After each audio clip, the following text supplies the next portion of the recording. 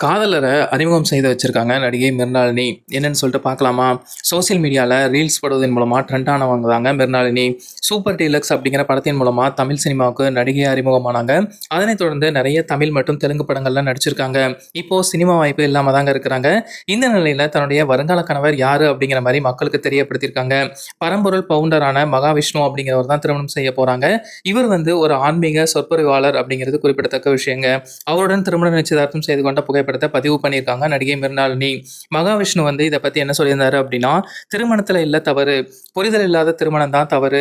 நம்பிக்கை ஊற்றெடுத்ததால் இரு மனம் இப்போது ஒரு மனமாய் இப்போ திருமணம் நிச்சயமாயிருக்கு. 7 வருட நட்பு இப்போ திருமண நிச்சயதார்த்தத்துல முடிஞ்சிருக்கு அப்படிங்கிற மாதிரி போட்டிருந்தாரு. நடிகை மிர்னாலினி ரவி என்ன சொல்லியிருந்தாங்க அப்படின்னா, உன்னைய லவ் பண்றது என்னைய லவ் பண்ற மாதிரியே இருக்கு.